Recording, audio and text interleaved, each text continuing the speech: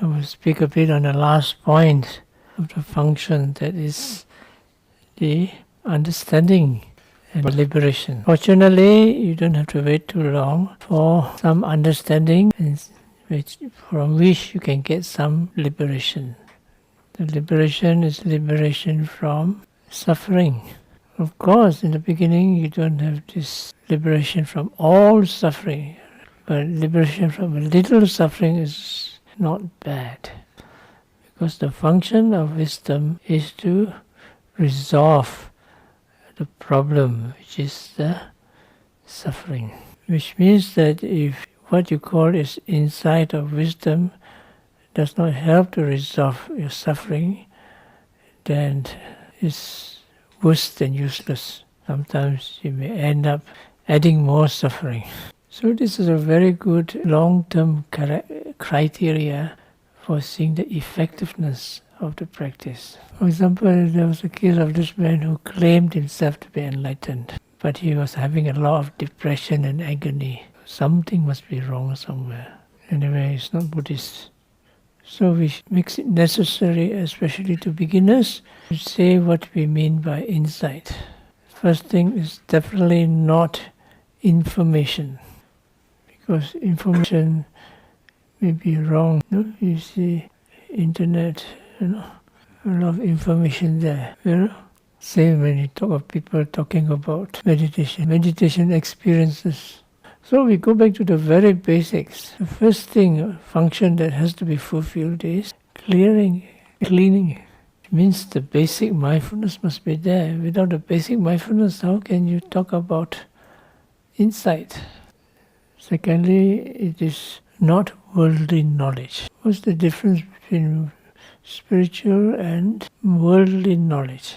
Well, to give you an example, worldly knowledge is like knowing how to build an atom bomb. An atomic bomb. Atomic bomb. Must be a very clever person to do that. Can you build an atom bomb? I cannot.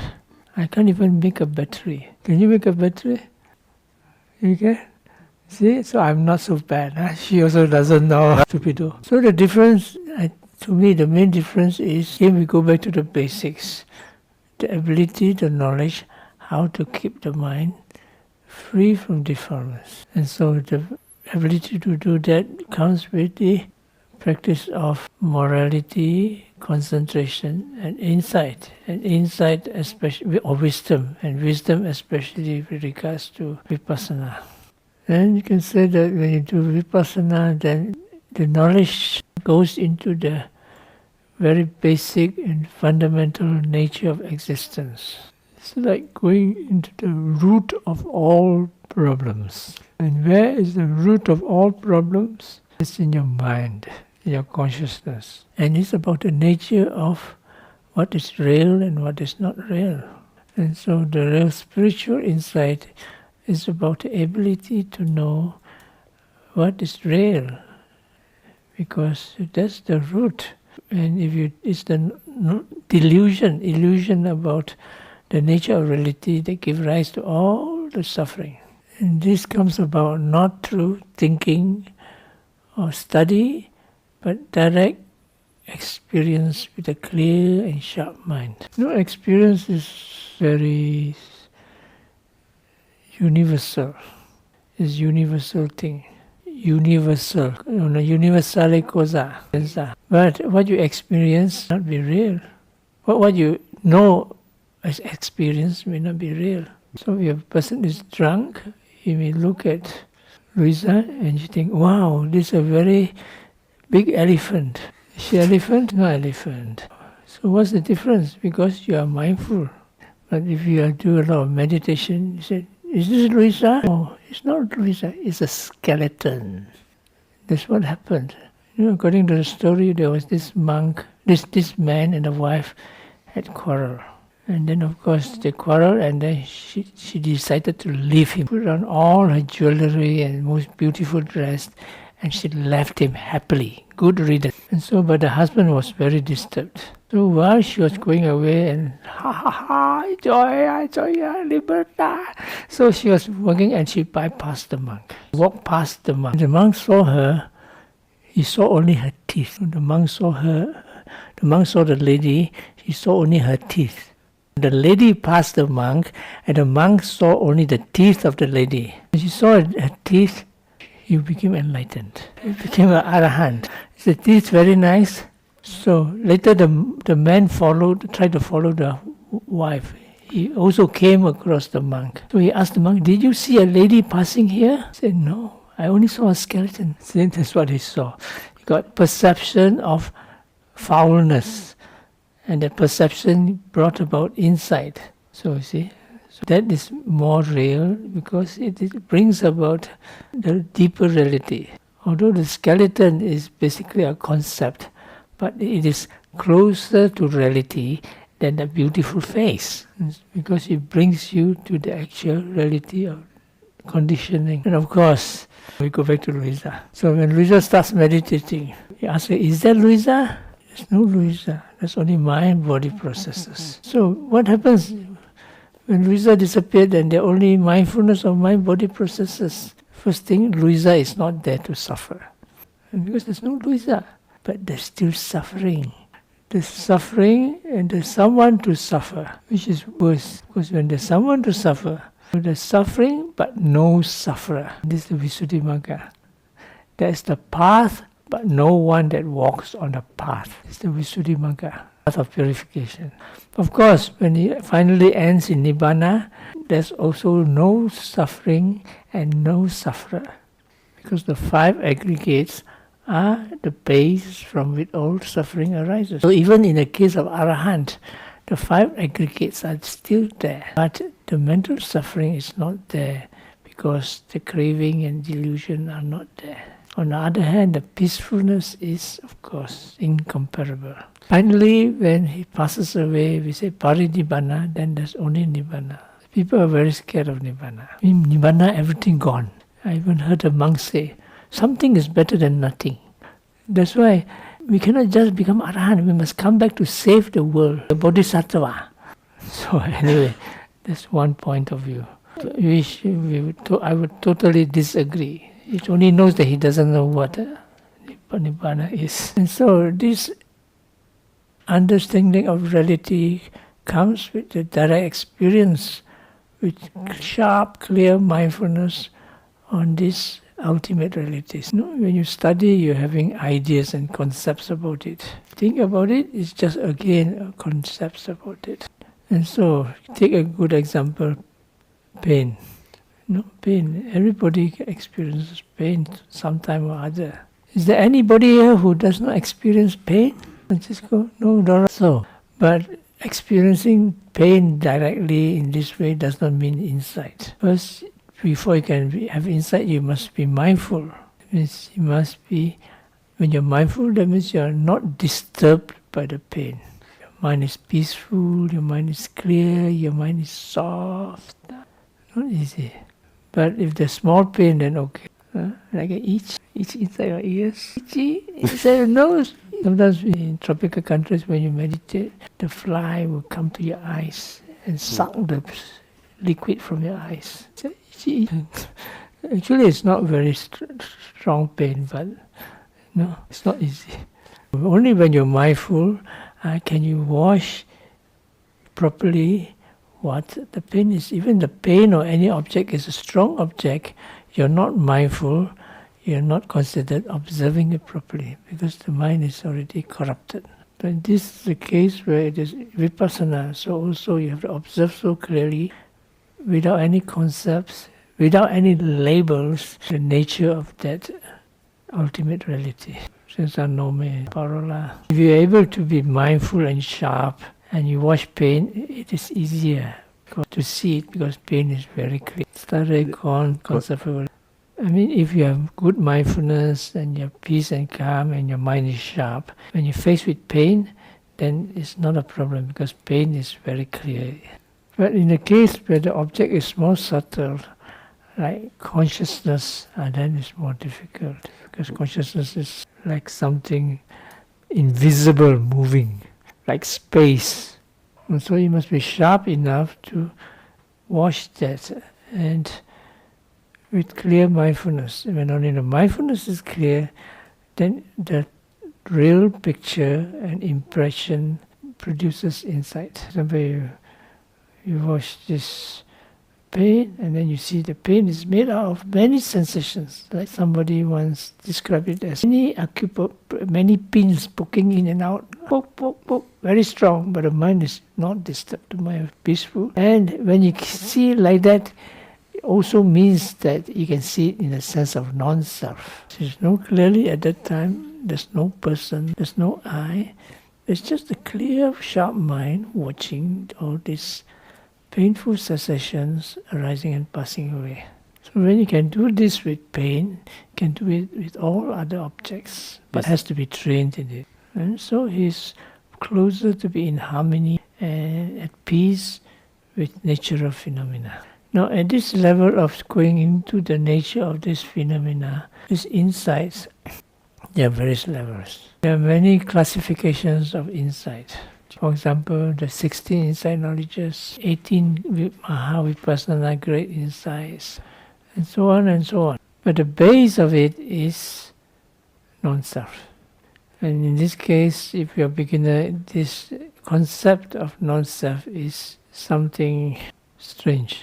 So we need to explain a little bit, because this self and non-self are essentially technical words which means certain phenomena. I'll tell you a funny story. Somebody once asked me in an interview, she asked me, so non-self means no ego, correct? I told her, not really. It means no soul. I said, wow, difficult for me to understand. How do you deal with this?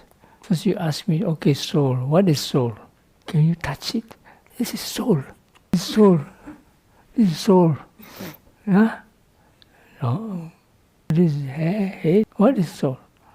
A lot of people end up with consciousness.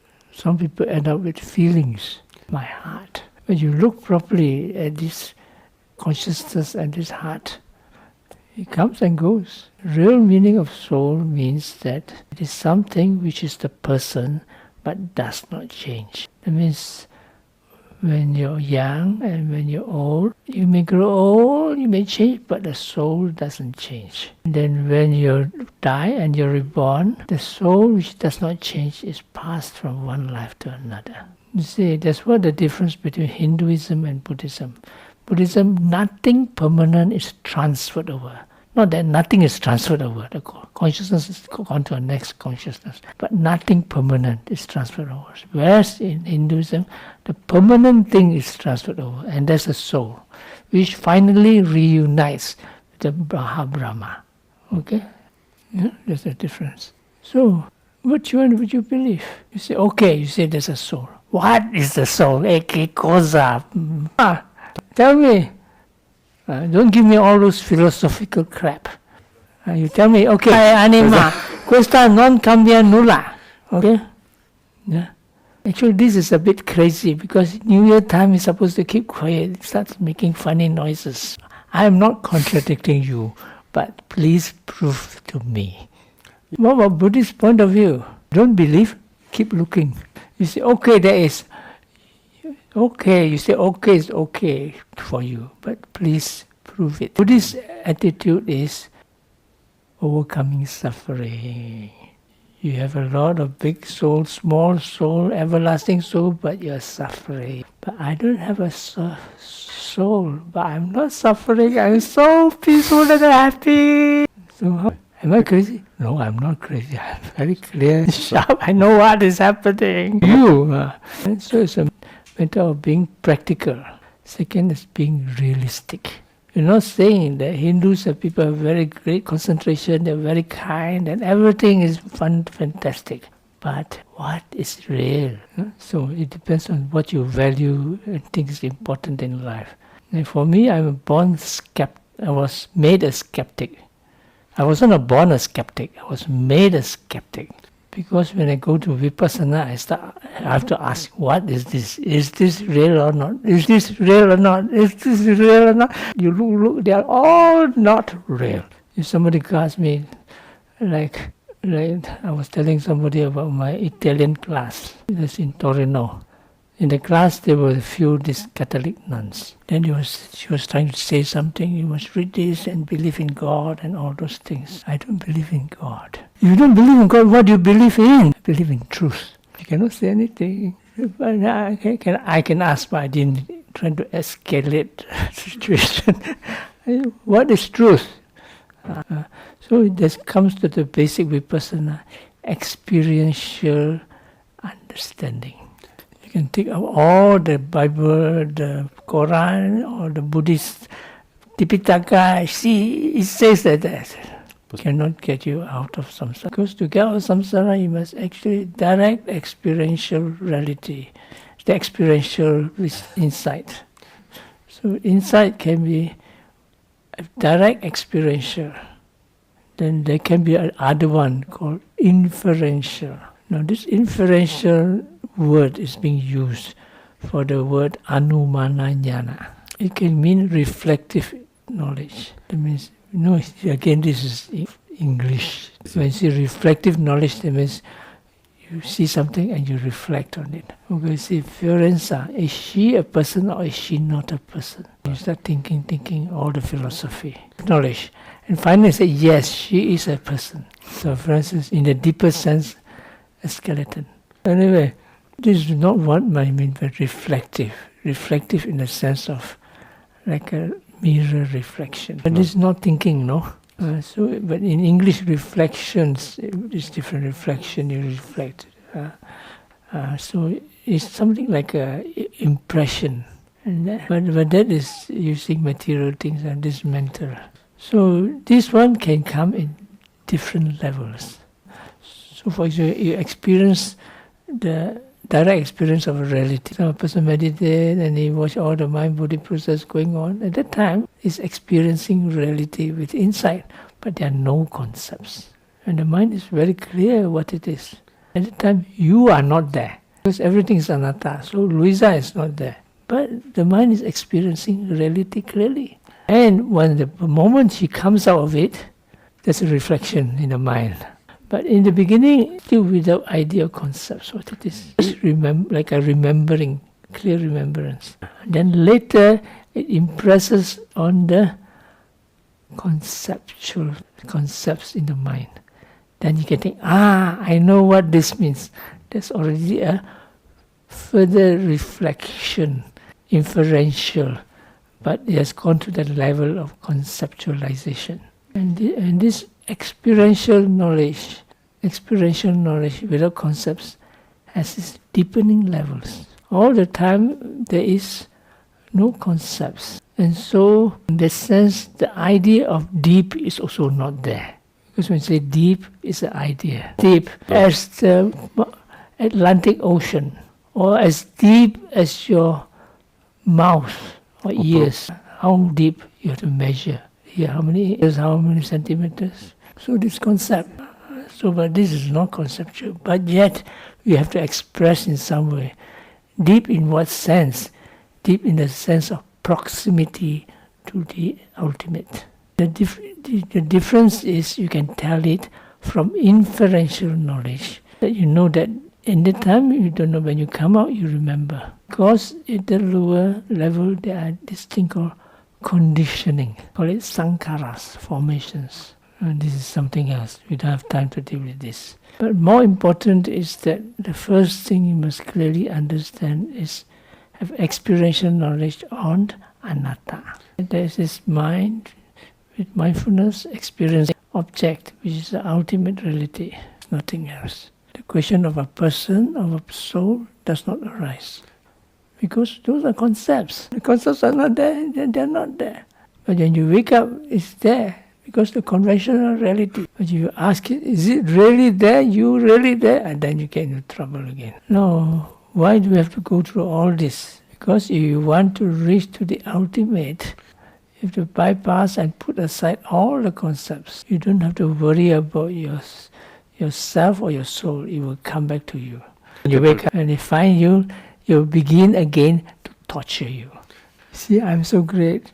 Wow. After that, no, I'm so not so great. I'm so great, I'm so great, I'm not so great. And so it's torture you. So anyway, so because as you go further and further to have deeper experience of reality, more and more of that you cut the clinging to the self, clinging to illusion. People say, is a Nibbana which is everlasting a self? And do you know what you're talking about? You're talking about Nibbana which you don't experience at all. So basically you come back to the same point, being practical. Like a good example of the Chinaman. Chinaman is a very practical man. When you're sick, he asks, give me medicine. You don't give me all the crap of what medicine it is. I eat it, I get cured, good. If I don't eat it, forget it. If I eat it and I don't care, I don't get cured, forget it. It's very simple. So when you do Vipassana, you're trying to develop this insight into the nature of reality. And when you talk of anatta, non-self, that means nature. Nature without concepts. And this, when you experience it, comes automatically with the other two characteristics: impermanence, changing, moment-to-moment change, and suffering, the oppressiveness of the moment-to-moment change. So we want to talk of insight, that means in simple language is insight into impermanence, suffering and non-self. So when you go deep into these insights, there's just Dhammanupassana, especially when you go refer to the fourth insight knowledge of arising and dissolution. Because the first insight is already non-self. Come with the qualities of materiality or mentality. But once you go to the fourth insight, anything that you see clearly is just a process. That is, the moment you see it has disappeared.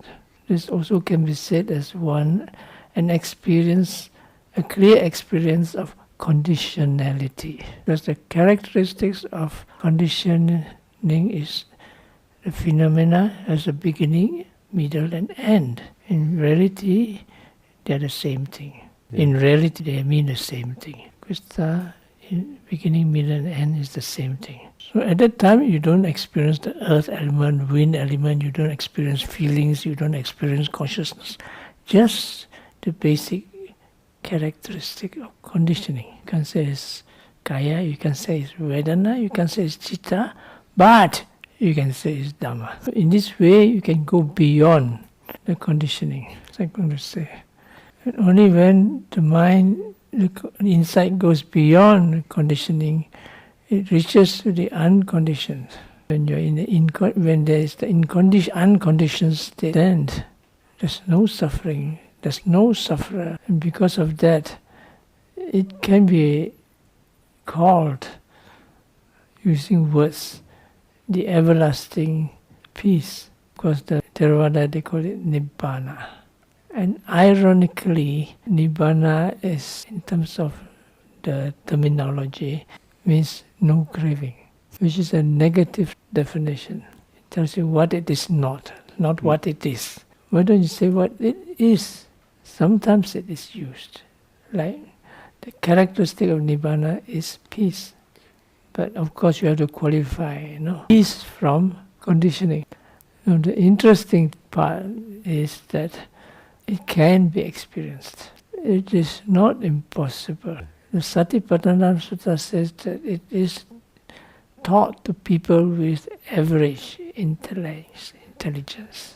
So you're all very intelligent, and I'm not totally convinced. I always say to you, but generally, it is not impossible for a person to develop insight to a high degree until he reaches Nibbana. That's my opinion. Of course, it's not going to be easy either.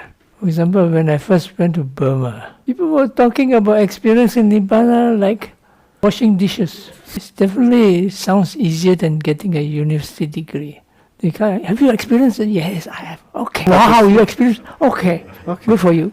Okay, that's it. No big deal. So I was wondering, what is this? Since I'm so skeptical here. So for example, at that time there were some American monks. So they are, of course, interested. Really? Other people? So sometimes I hear them talking with some Burmese practitioner who's supposed to be having experienced Nibbana. Monaco, Laiti Burma. Monaco non posso dire. What do you say? You told that non possono dire. Yes. He breaks the rule. If he has actually enlightened, then he still breaks the rule, but smaller break. But if he has not, then a big break. So there was this people speaking, so I also listen. Interesting, very convincing. But it cannot be totally convinced unless you yourself have experienced it. So generally I would say that it is still possible, but it's not so easy. Most important thing is you must have the right method. And you must have the right attitude. For this, of course, you must have a proper teacher. But after some time, it all depends on yourself. But don't be too proud. Take that.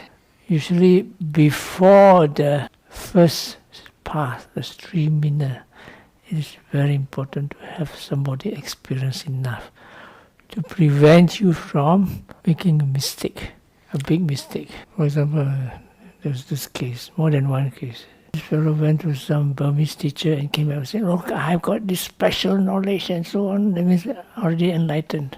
So look at her. With a completely disinterested look. I said, look, follow your rising and fall. Right step, left step. I'm not interested in your enlightenment. He got angry. Why you're not interested in that? More interested in how mindful you are. See, people go to the head. One even sat down and write a long letter to me. So I took the letter. So, you see, you must be careful. But if you practice enough and you start learning more and more things about this, what reality is, and you get more and more peace, you would be encouraged. Like my Thai teacher said, if there's a path and somebody to walk in it, and when you walk long enough, you reach there. If this is the border. This is Nibbana and this is samsara. You walk, you'll pass through it. What's the problem? Problem is sometimes they crave for results. I want Wolio Nibbana. Okay, stop here tonight.